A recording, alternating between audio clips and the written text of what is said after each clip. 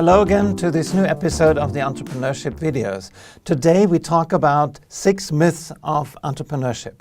And again, you can find the slides here, download them, walk through them, and use that as a documentation of what we talk about here today.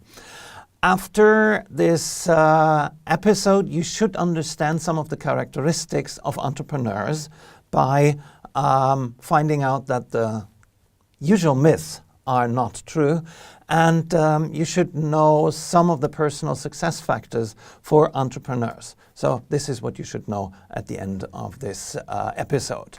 Let's start with the 6 myths, and let's really start with the first one. And it's about smartness. Some people believe, or it's usually believed, that entrepreneurs are the most brilliant, the most high-achieving people in the room usually. I would say this is not necessarily true. They're not really brilliant, not more brilliant than the average people, but they are more goal-oriented. They're more focused. They focus at one goal at a time. So that is not the type of all A+ students, but it is typically the students that have an A+ in one subject and don't really see the relevance for all the other subjects, so they might not even show up in class there. And this is maybe the reason why some of the most brilliant entrepreneurs that we know have failed in their school career, have failed in their university career and dropped out. And what they all have is passion. So they're not that brilliant usually, but they're passionate about what they do. The second myth is that entrepreneurship is about this heroic individual, about the lone inventor who sits in his garden shack and invents something and goes out and pleases the world with it. No, it's not the case. Teams, that we know from research, are much more likely to succeed in entrepreneurship. So a team of 2 is better, has a higher chance of surviving, higher chance of success than a team of 1 as the lonely entrepreneur. A team of 3 is better than a team of 2, etc., until a certain point. So entrepreneurship is a team sport, and we will talk about the team sport in another episode further down the line. Second myth is that entrepreneurs are born, that entrepreneurship is a personal trait that you inherit, that is part of your DNA. Well, that is not true. We have really no convincing evidence that entrepreneurs come from family entrepreneurs, that there is some sort of spot in your DNA sequence that makes you an entrepreneur or not. We rather believe that entrepreneurship can be taught and can be learned. So it is important, and this is why we do the whole thing of entrepreneurship videos here, that we create awareness, that we give you the ability, show you what to do, that you get the aspiration that being an entrepreneur would be something that you could think of as your career. So entrepreneurs are not born. We believe we can make entrepreneurs. We can educate entrepreneurs.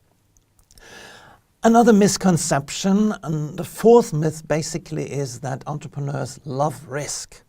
And I tell you what, entrepreneurs don't like gambling. They hardly show up in the casinos. They don't go to the roulette table. They don't play blackjack.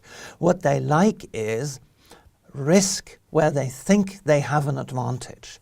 They're not going for a risk where other people have the control, like on the roulette table, or nobody has control, but they go for risk where they think they have control because they have an advantage, they know more, they have a better technology, they have superior assets, etc., or they have better partners.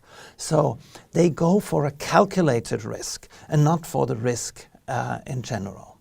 And the 4th is that we strongly sometimes think that entrepreneurship goes hand in hand with charisma, that successful entrepreneurs need charisma. And I don't really think that is a very good preconception or idea about entrepreneurship.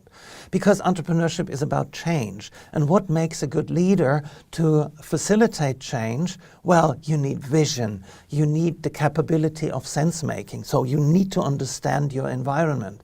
You need networks and relationships. You have to be a networker and build relationships.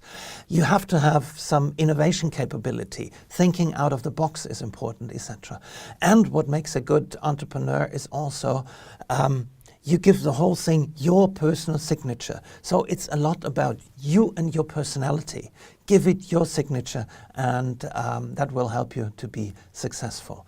And the sixth preconception or the sixth myth is basically about disciplines. When we read about entrepreneurs and startups, we often read about that they burn money, that they spend money on fancy office spots, etc., etc. And this is not the case. I think entrepreneurs are disciplined. Successful entrepreneurs are highly disciplined people. Take this, if you start a business, you are David, and the old guys, the incumbents, are Goliath.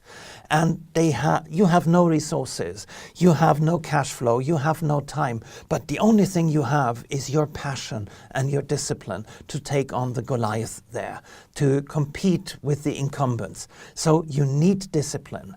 And entrepreneurs, successful entrepreneurs, are highly disciplined people. So wrapping up here is entrepreneurs are not necessarily the brightest and smartest people in the room. Entrepreneurship is a team sport. Entrepreneurship can be learned. Entrepreneurs are no gamblers. They are not necessarily the most charismatic people, and they are disciplined. So these are some of the success factors that make you a good entrepreneur. So, all the best.